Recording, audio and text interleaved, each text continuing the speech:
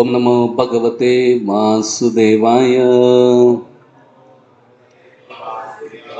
ओम नमो भगवते वासुदेवाय। ओम नमो भगवते वासुदेवाय। Reading from Srimad Bhagavatam, 10th Canto, chapter number 71, entitled Lord Travels to Indraprastha, text number 10. Jarasandha Krishna Huryatha Yopakalpate Praya Paka Vipakena Tavacha Bimata Kratu. Jarasandha Vada Krishna Bhuryartha Yopakalpate Prayaha Paka Vipakena Tavacha Bimata Kratu. Jarasandha Vada Krishna Bhuryartha Yopakalpate Prayaha Paka Vipakena Tavacha Bimata Kratu.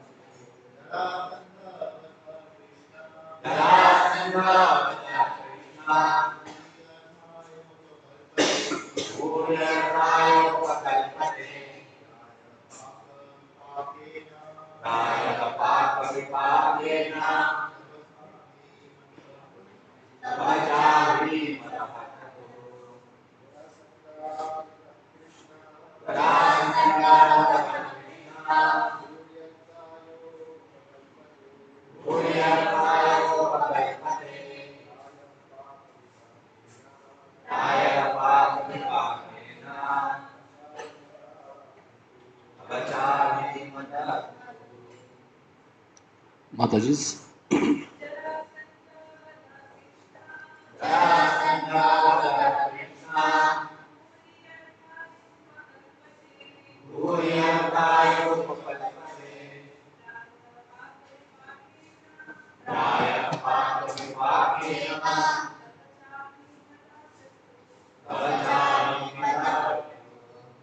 Word to word meaning. Jarasandha Vadaha. The killing of Jarasandha.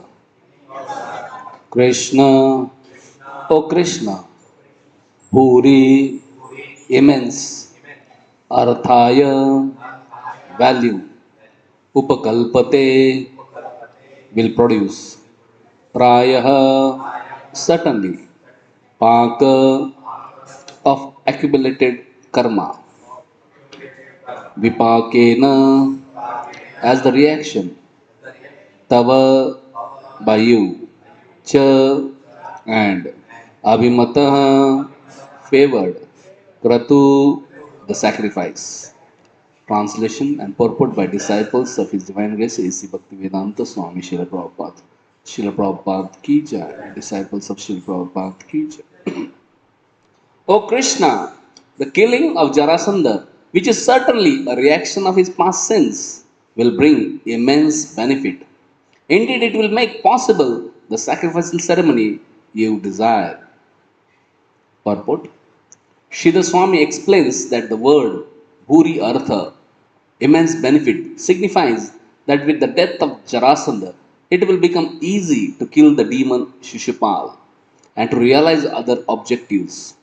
The great commentator Sridhar Swami further explains that term Paka indicates that the kings will be saved as a result of their piety, and that the term Vipakena indicates that Jarasandha will die as a result of his wickedness.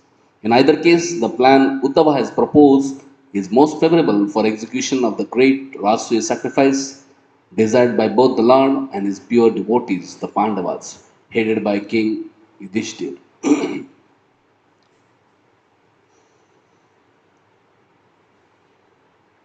Pamagyanatimirandasya Jnananjana-shalakaya Chakshurunmritam yena Tasmai Sri Gurave Namaha.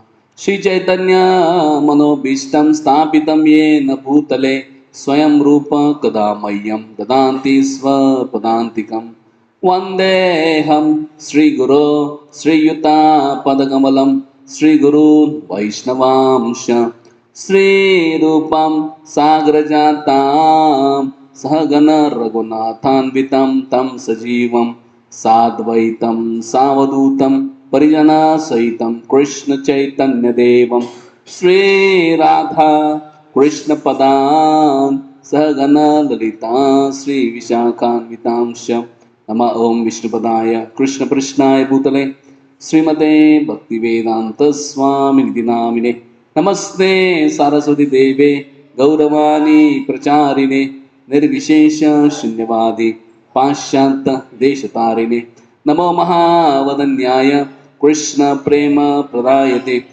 Krishnaya Krishna Chaitanya Namine Gaura Tushe Nama He Krishna Karuna Sindhu Deenabandhu Jagatpate Gopesha Gopika Kanta Radha Kanta Namaste Taptakanchana Gaurangi Radhe Rundavaneshwari Vrishabhanu Sute Devi Pranamami Haripriye Nilachala Nivasaya Nityaya Paramatmane Balbhadra Subhadrabhyam Jagannathaya Te Nama Vanchakalpa Tarubhyasya Kripa Sindhu Evacha Patitanam Pavanebhyo Vaishnavebhyo Namo Nama Jai Sri Krishna Chaitanya Prabhu Nityananda Shri Advaita Gadadhara Sivasadi Gaura Bhaktivinoda Hare Krishna Krishna Krishna Hare Hare Hare Rama Rama Rama Hare Hare Hare Krishna Krishna Krishna Hare Hare Hare Rama Rama Rama Hare Hare Hare Krishna Krishna Krishna Hare Hare Hare Rama Rama Rama Hare Hare.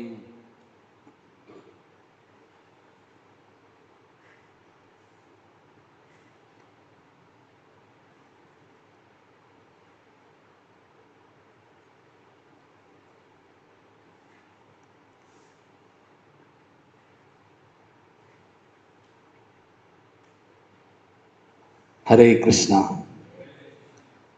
I thank everybody who has taken out your valuable time to come to hear Srimad Bhagavatam class.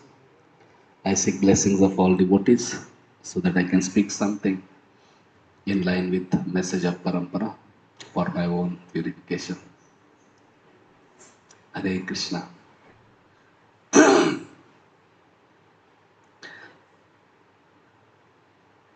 In first canto 7th chapter it is mentioned Anartha Upashamam Sakshat Bhakti Yoga Adokshaje Lokasya Ajananto Vidvams Chakre Sattva Samhita. This great Srimad Bhagavatam is compiled by Srila Vyasadeva, who is literary incarnation of Supreme Personal Godhead. Why? Lokasya Ajananto, because people don't know the cause of their suffering and how that suffering can be mitigated. People are suffering, and in ignorance they struggle, and then they make suffering even more intense. So, Anartha Upasham Sakta Bhakti Yogam Adokshaje. This fact, to explain this fact, that all the miseries of this world are superfluous and they can be immediately mitigated by Bhakti Yogam Adokshaje, by practice of devotional service to Krishna. And this fact people of the world don't know. And to explain this fact and convince this fact, Srila Vyasdev has compiled this wonderful literature, Srimad Bhagavatam, which is also called as natural commentary on Vedanta Sutra. There are six Shada Sandarbhas, Shada Darshanas, not Sandarbhas, Shada Darshan.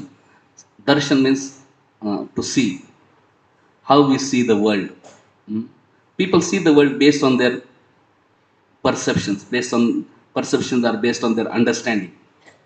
We don't see things as they are. We see as per our perception, and our perception depends on our knowledge and our understanding. If lion comes and sees here, he may not see wonderful devotees. He may say, "Oh, it's my food," you know. Based on his knowledge and his perception, he will see the things, you know. So uh, everybody sees the world according to their perception, and people have perception based on their knowledge and understanding. So there are Shad Darshan, six uh, systems of knowledge explained in Vedic literatures. The first system of knowledge is called as uh, Karma Mimamsa. Karma Mimamsa means in this world, people are interested in sense enjoyment. So scriptures say, okay, you are interested in sense enjoyment, you are not interested in self-realization. Okay, no problem. Hmm? You can have sense enjoyment, but you follow this path. You follow these rules and regulations, and if you follow, then you will enjoy. So anybody follows this karma kanda sections, they can get lot of material benefits. One can go to higher planets, and one can enjoy great amount of enjoyment. Like the topmost place one can go by through this karma kanda is go to Brahmaloka. And Brahmaloka one can live for 311 trillion 40 billion years. Can you imagine? Not 70 years, 100 years, uh, not 1,000 years, or lakh years, or 311 trillion. Can you imagine? And 40 billion years. And there is no scarcity of anything. You have senses will be all powerful, and intelligence will be uh, all great. Everything will be wonderful. Only thing is that after that you have to die. So when one follows the karma mimamsa philosophy and enjoys many things of this world, and then he sees that he has to go up, come down, go up, come down, go up, come down all the time, and it's not a permanent this thing. Even if you go up, there is misery. Even if you go to Brahmaloka, still there is death. So one cannot escape misery.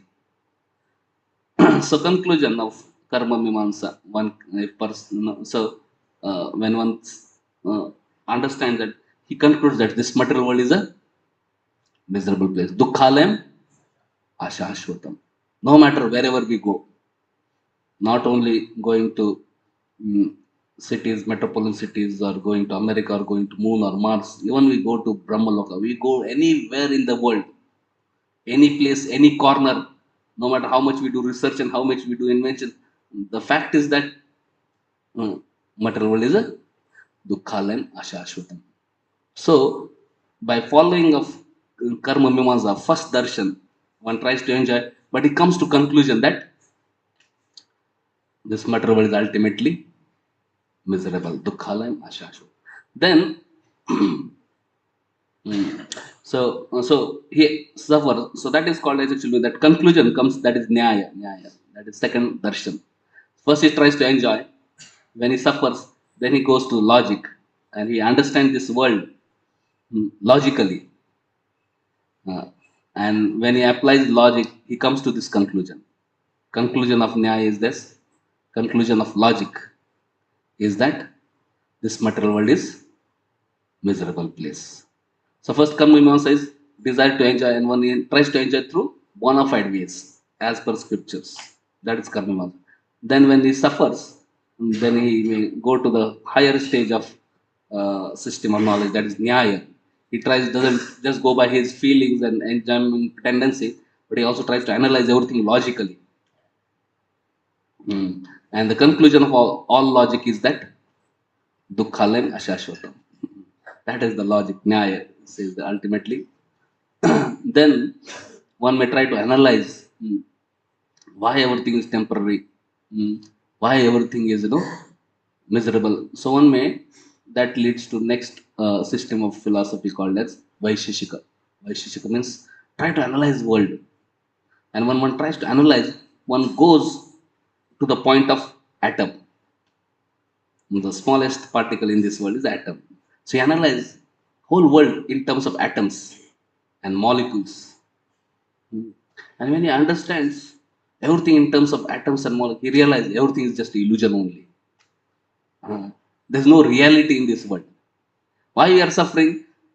Because there is no reality, there's no substance. So that leads to this is actually by Vaisheshika philosophy. So further, then one tries to understand and systematically classify everything in this world. And that leads to fourth system of knowledge that is called as Sankhya. Sankhya means he starts counting what are various elements in this world. Hmm? Hmm. And then one understands there are 24 elements: earth, water, fire, air, ether. These are five gross elements. Then there are five uh, Gyanendriyas: eyes, nose, tongue, ears, skin. 5 plus 5, 10. Then when this five knowledge acquiring senses interact with this five elements, that produces uh, this five other uh, these things like eyes interacts with or example eyes interact with fire and form is created. So like that, no, there are five objects of senses that are called as uh, what is that? uh, Sound, like sound, form, taste, touch, and smell. These five objects are the object of senses, so it becomes 15. And then there are five karmanindriyas. Karmanindriyas: hands, legs, speech, anus, and genitals. So 5 in equals 20. Beside that, there are three more things: mind, intelligence, false ego, 23. And fourth is 24th is Mahatattva, from which everything comes. The original uh, uh, lump sum matter, Mahatattva. So when one analyzes Sankhya, one understands that actually everything is in this world is just 24 elements only. But still, there is something beyond this. That is, we are not 90, 90, 91. Understand? I am not matter. I am not earth, water, fire, air, ether. I am not this. I am separate from that. So one understands that there is something separate, that is consciousness. And source of consciousness is Atma. And this Atma, Eko Bhavana Vidoti Kaman. So there is many unlimited Atmas are there. But there is one supreme Atma who is maintaining all these Atmas. So when one comes to this understanding, that leads to yoga, where one start thinking that as long as we are connected to matter and focused on matter, everything is just illusion and everything leads to suffering. So that one understands, oh, I need to focus on connecting Atma with Paramatma, focus on Paramatma, or focus on. So that leads to yoga. And when one comes to perfection of yoga, especially Ashtanga yoga, one can see Paramatma in heart face to face. And one can achieve unlimited bliss and satisfaction. And that point, then one comes to actually Vedanta. Vedanta means conclusion of all knowledge. Conclusion of all knowledge is Janmadiyasya tha anaved itarattustu artheshu abhigya swarad tena brahma hridaya adi kave muyyanti yat surya tejo vari mruda kaven. Dhamna Svena Sada Nirasthakoham Satyam Param Dhimahi. So Vedanta Sutra, Vedanta, conclusion of all knowledge is everything is actually Supreme Personal Godhead. And this Srimad Bhagavatam is actually commentary on that Vedanta Sutra, natural commentary, which explains that Supreme Personal Godhead. And in Srimad Bhagavatam, it is explained Krishnastu Bhagwan Swayam. Ultimate truth is actually Krishna. So, first five darshanas, if it is not connected to God, can be atheistic. Vedanta is actually, it begins with science of God. And that is the conclusion of all. Vedecha sarvar ahamev vedyo. The purpose of all knowledge is to know Krishna. And only when we engage in loving service to Krishna can we find actual fulfillment. That is the conclusion of everything. We see there are hundreds and thousands and millions of philosophies are there in this world. All fall in one of the five. All atheistic philosophies fall in one of the five categories. But conclusion is Vedanta. Vedanta. End of all knowledge. End of all knowledge is Krishna. When we come to Krishna, and when we come know Krishna and surrender to Krishna, Bhunam Janmanam Ante Jnanavan Mam Prapadyante. So intelligent person surrenders and serves Krishna. And when one serves Krishna, Savai Pumsa Parodharma Yato Bhaktit Adoksija Aituki Apratihata Yayatma Suprasiddhati. Then one finds great satisfaction. So we are very fortunate that every day we have opportunity to hear from Bhagavatam, which is actually culmination. It's the Veda conclusion of all scriptures. And just by daily taking bath in Srimad Bhagavatam, we are completely purified. Like we daily take bath with water, our external body is purified.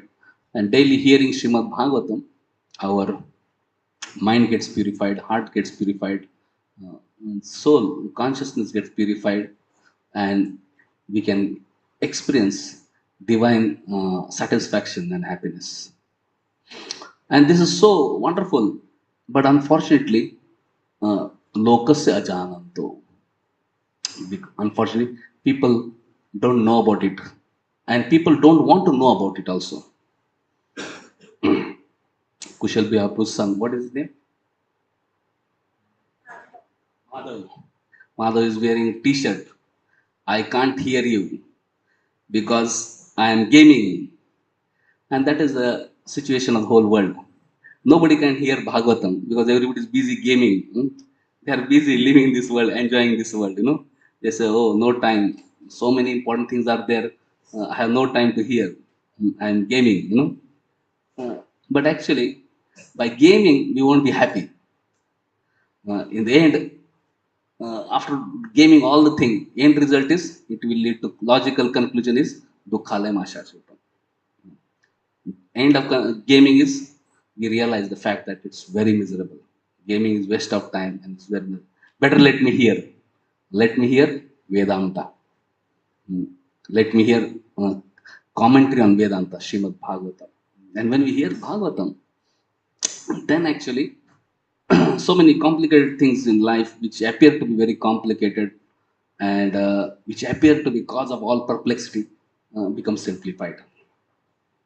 So today we are here discussing on 10th canto, 71st chapter, Lord travels to Indraprastha.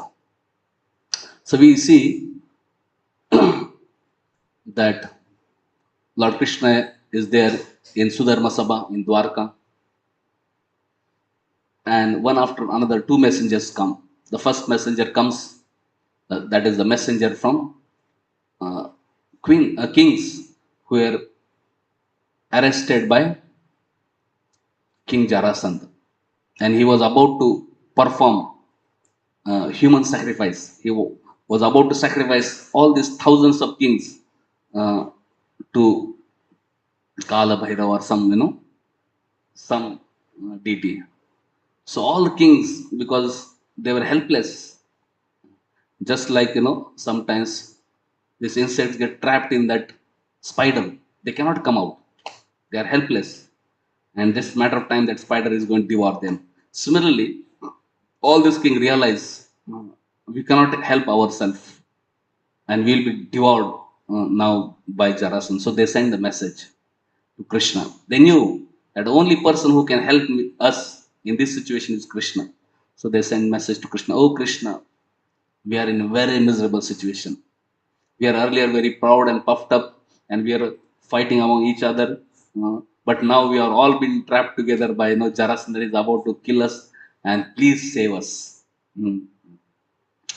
So all the Yadavas, when they hear, they realize, oh, it's a great calamity, and definitely Krishna should immediately go and save these kings.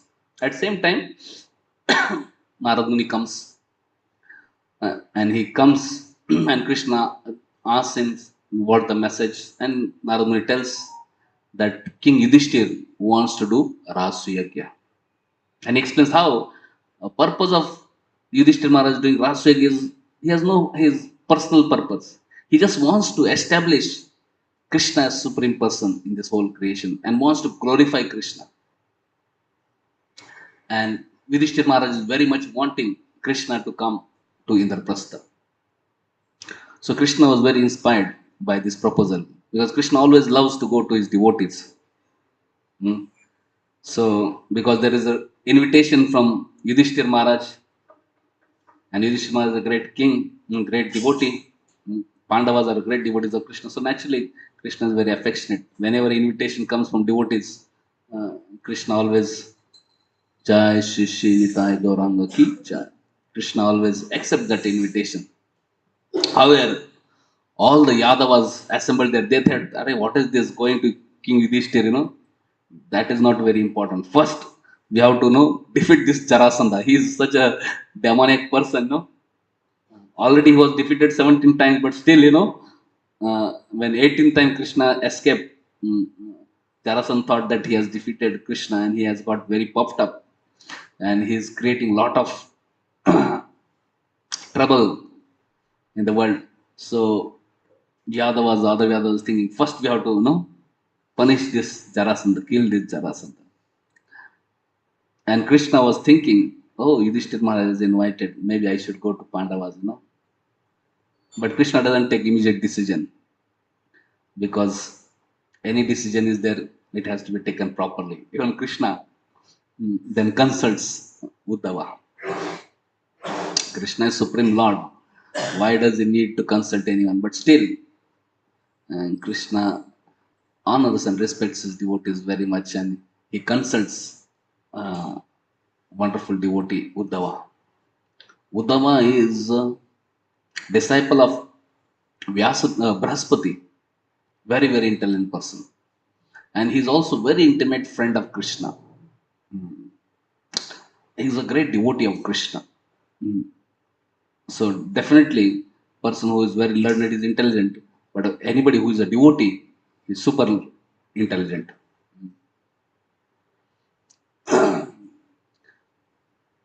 Say Jai Krishna Bhaje, say Bada Chatur. One who serves Krishna is very intelligent because Tadami Buddhyogam Tam Yenamam Pen. Because Krishna gives them intelligence. That is transcendental intelligence, spiritual intelligence, infallible intelligence. So Krishna consults Uddhava that my dear Uddhava, there is divided opinion on this matter now. Please tell how can we reconcile this? What we should do first? So there are many things. Principally, everybody agreed that both things should be done. But the question was, which should be done first? How to prioritize? In life, we see there are so many challenges. Okay, we understand we have to address everything. But how to prioritize? Prioritization is very, very important. Which has to be done first? Which has to be done second? Which has to be done third? If we have right priority, then things can fall in proper places. If you have wrong priority, then things can mess up. So sometimes in children also play game, they have complicated, things and you put in, then that becomes complete. What goes first matters a lot. What goes second? If it goes in wrong order, then it can cannot complete the thing, Similarly, in life also, many problems come, many difficulties come, many challenges come. Okay, we may know that yes, we need to address all of them, but which has to be addressed first? Which has to be dealt first? That is very important. That requires intelligence uh, to prioritize things appropriately. Requires intelligence. Uh, so definitely, everybody agreed that both should be done. Jarasandha should be killed, and also Krishna should honor the invitation by of Yudhishthir Maharaj and participate in Rasa Yagya. But the question was, which should be done first?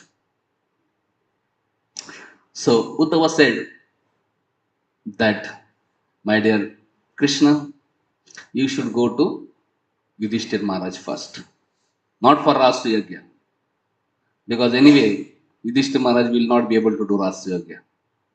Where Rashtriya is done and can be done only by a person who has defeated all the kings on the earth. Now, unless all the kings on earth surrender, the king cannot do Rashtriya. So, Yudhishthir Maharaj won't be able to do Rashtriya because Jarasandha is never going to surrender to Yudhishthir. But anyway, you should go to Yudhishthir. Why? Because then, with permission of Yudhishthir, you can take Bhima with you and go to Jarasandha. Because Jarasandha is extremely powerful and Jarasandha has strength of 10,000 elephants. And only person who can match Jarasandha is Bhima. Well, Bhima also has strength of 10,000 elephants and nobody else can match him. However, Yuddha said, if you are there, Krishna, Bhima will be able to kill Jarasandha. Alone, Bhima would never be able to kill Jarasandha. So you need to go. Without your presence, things won't be. If you just send message that send Bhima to kill Jarasandha and I will come to you, it's not going to work because Bhima won't be able to kill because both are equal strength. Jarasandha has 10,000 elephant strength and Bhima also. But if you are present, Bhima will be able to kill Jarasandha. And he said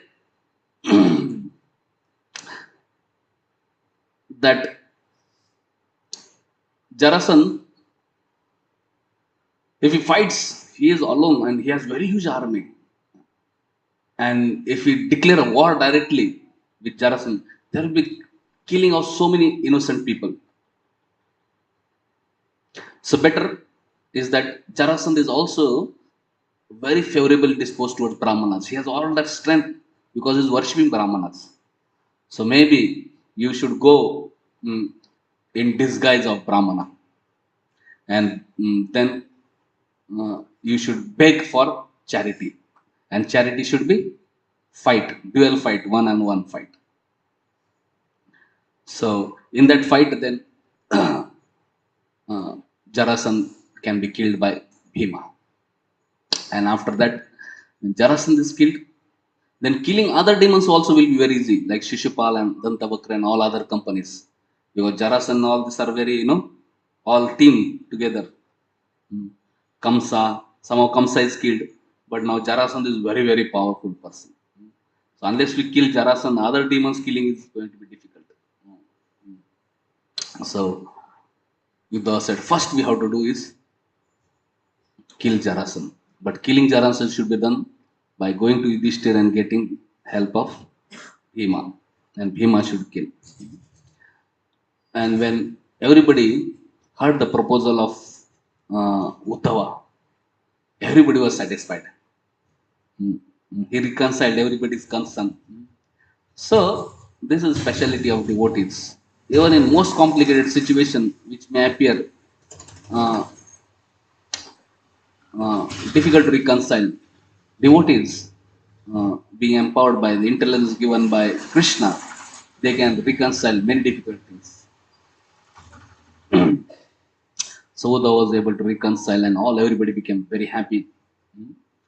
So one may ask, why does Krishna have to go to Yudhishthir? Why does Krishna has to ask help of Bhima?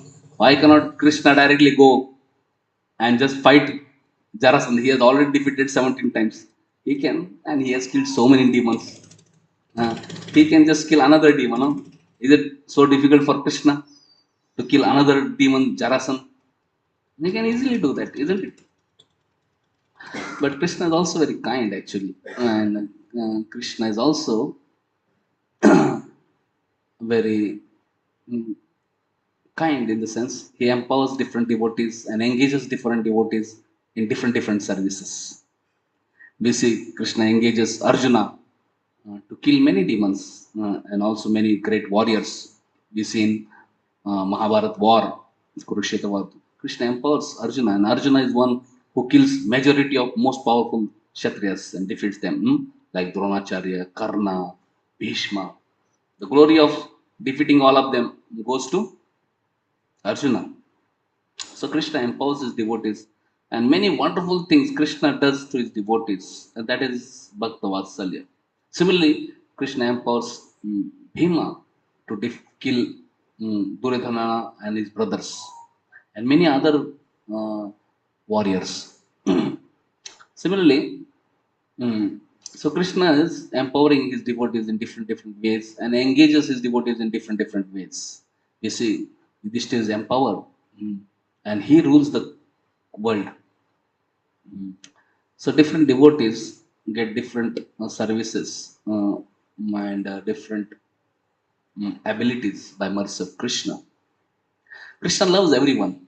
Krishna loves all devotees, and every devotee has place in Krishna's pastimes, and every devotee has place in Krishna's plans, and every devotee has place in Krishna's abode, and every devotee is unique, and his service is unique, and his contribution is unique, and Krishna loves and shares that unique reciprocation with everyone. It's not that because somebody is great in this aspect, he's better than another devotee. Hmm?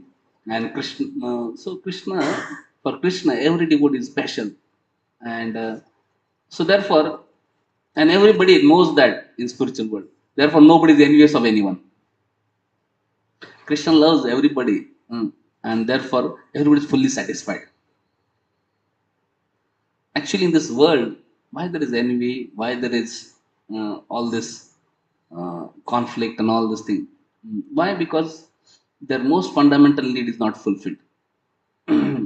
People, if you ask what do you need, people tell, oh, I need wealth, I need power, I need position, I need this, all these things.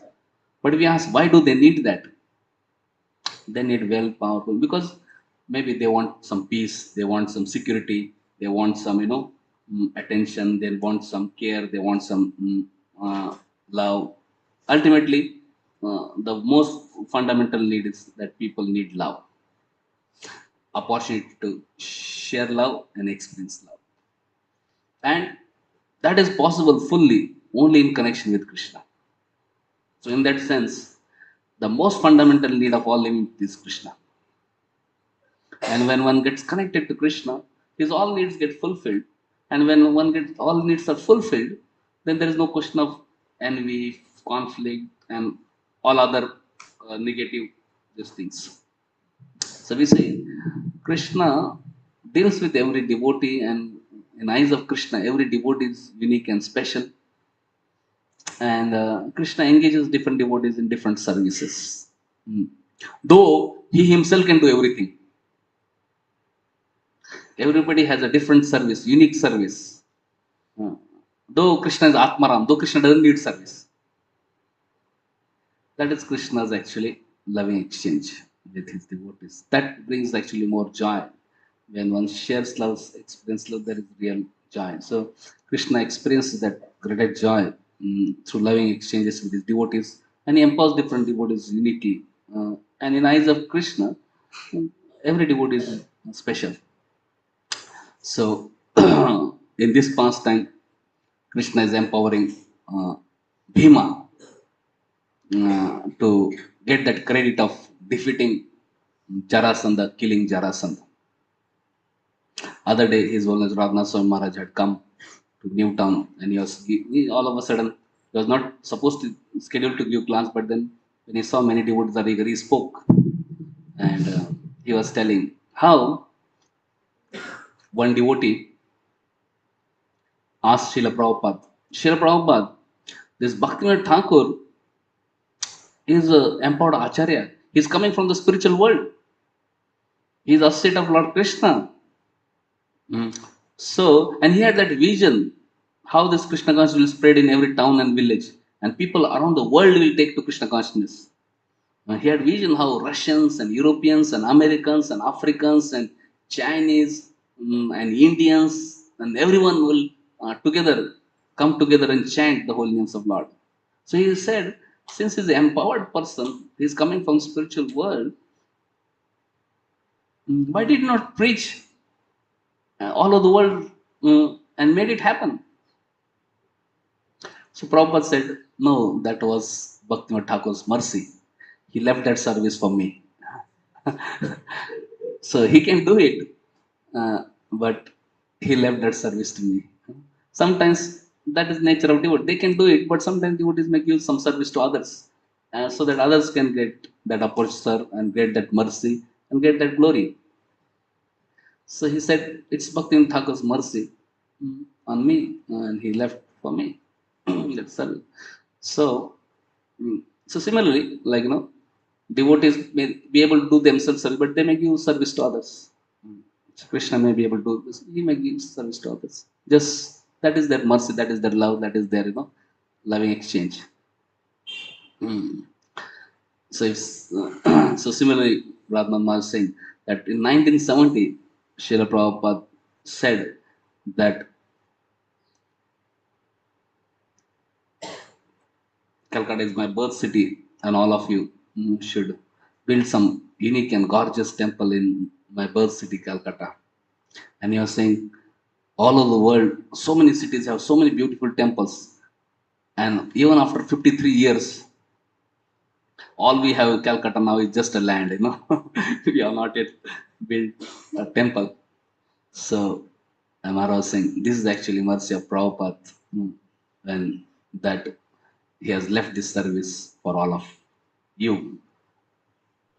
So when we receive service, we should know this is actually mercy. That is kindness, mercy of Krishna, the kindness and mercy of Guru and devotees who are offering us that service. Other thing, Radha was telling that he was saying yesterday only I was hearing a lecture of Srila Prabhupada, and Prabhupada was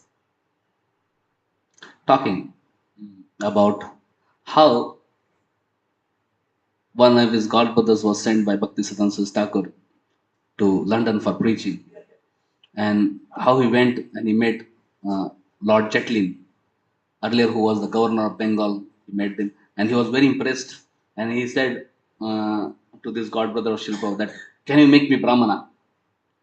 And this godbrother of Shilpa said, yes, why not? It's very easy.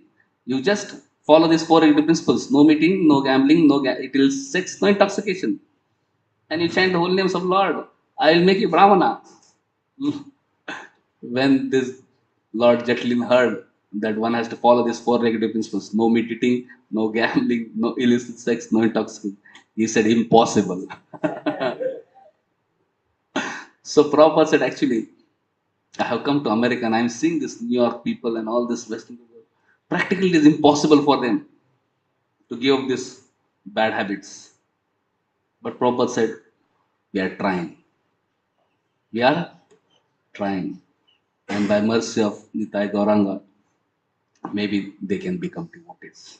Similarly, Ratna was telling that maybe with our mundane intelligence, we may appear that this project or building such a big temple may be impossible. Yes, it may be impossible. Sometimes some services may appear impossible, but we can have this mood that we can be just trying. If instruction comes, if we can just try, then by mercy of Guru Parampara, by mercy of Nitai Gauranga, it will happen.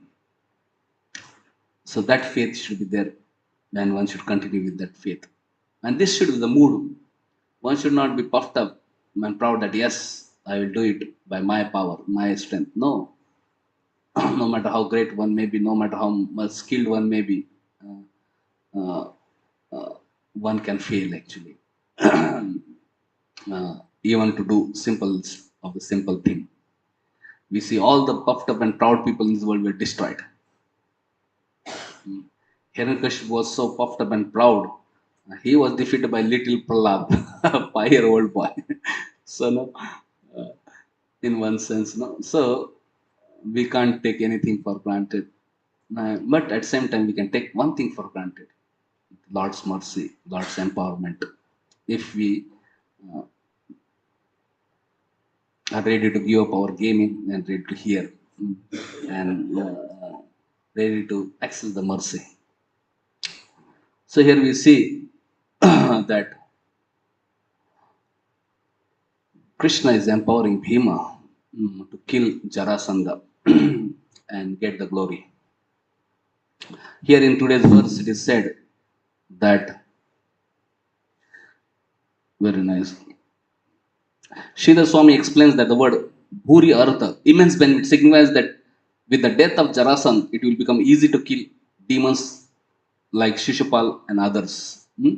So we see later on in Rashtriya Yagya, Shishupal was killed. Before Rashtriya Yagya, Jarasandha was killed.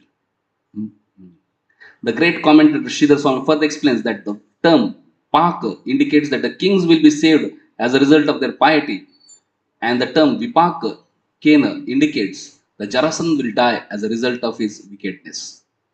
So this is another thing. In this world, there are laws of nature, there are laws of karma. For every action, there is equal and opposite reaction. So Acharya Sridhar Swami is saying that Paka and Vipaka, they are saying that anyway, Uddhava is telling that Prayaha Paka Vipakena. So he's saying anyway, the Jarasandha is supposed to be killed because of his wickedness. And anyway, these kings are supposed to be protected because of their piety. So one should understand that things in this world are going as per very subtle laws of karma. For every action, there is equal and opposite reaction. Whether people see us doing something or not, reactions will come. If you are doing something wonderful, even if nobody acknowledges, wonderful results will come. And if you are doing something abominable, even if nobody knows, and even if everybody glorifies you because of not knowing the abominable actions you have done, the actions are going to come. Because Krishna is the heart of everyone as Paramatma. As a super soul, he is orchestrating everything. And no, so and everything is happening under direction of God, under direction of Krishna. So one should not be afraid of injustices in this world. One of the greatest fear people have in this world is that, oh, sometimes they feel I am weak, maybe I'm not powerful, maybe powerful people will abuse me, maybe they will do injustice for me, for me. But actually, mm, two things are there. One is that if we do always align ourselves with proper values and we all behave with integrity and with proper uh, dharmic way, one doesn't have to fear destruction because this actions itself will protect. Dharma rakshita dharma. Those who follow dharma, dharma will protect them. And moreover, supreme dharma is to take shelter of Krishna. Especially one takes shelter of Krishna by chanting the holy names of Lord. Hare Krishna, Hare Krishna, Krishna Krishna, Hare Hare, Hare Rama, Hare Rama, Rama Rama, Hare Hare. One will be always protected. And even if apparently it may appear if something bad is happening in a life of devotee, one should know that is just a superficial thing. Because nothing inauspicious can happen in the life of devotee. End result will be auspicious only. Even if apparently something bad is happening, that is just superficial. Uh, but in reality, devotee is always awarded with something sublime and something divine. So one should have that faith that, especially devotees, when we are practicing Krishna consciousness, and if where we are trying to progress in Krishna consciousness, no matter what happens, mm, one should know that Krishna is in control, and everything, whatever will happen in Krishna consciousness, will be always auspicious and helpful for further progress in our life.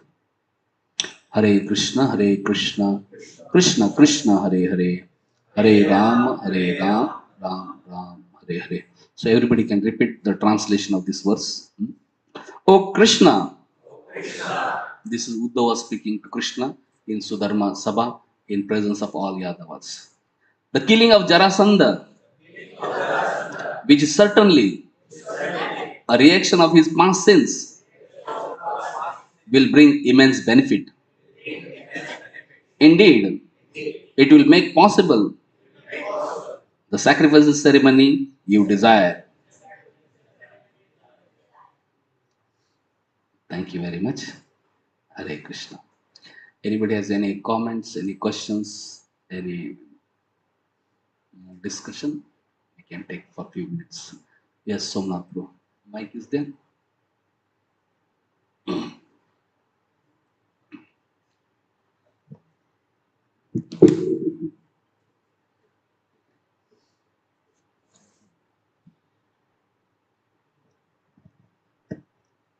Hare Krishna Prabhu.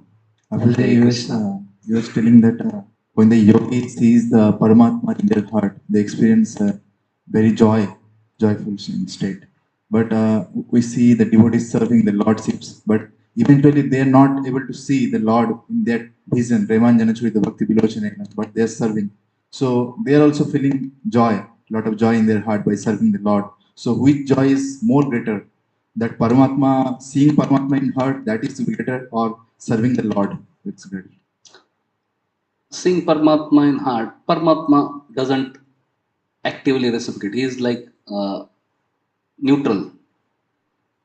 He is witness, and he is sanctioner. So this yoga is just get darshan. There's no reciprocation. Darshan is blissful, but if reciprocation is there, it is unlimitedly more blissful. So devotees, when they serve Lord, there is a reciprocation of Krishna, and one can get ocean of happiness. This happiness of yoga is maybe like a drop, and happiness that devotees receive because of Krishna's personal interaction is like ocean of happiness. There's no comparison. Therefore, yogis, when they meet devotees, later on become devotees. They become bhaktas. Does that answer your question? Okay. Anything else? Anybody else? So, thank you very much for your patient hearing. And please excuse if I spoke anything inappropriate. And please bless me that I can serve Krishna and devotees humbly and sincerely. Hare Krishna, Krishna Krishna, Hare Hare, Hare Ram, Ram Ram, Hare Hare. Srimad Bhagavatam ki jai, Srila Prabhupada ki jai, Nitai Gaur Premanande, Hare Om.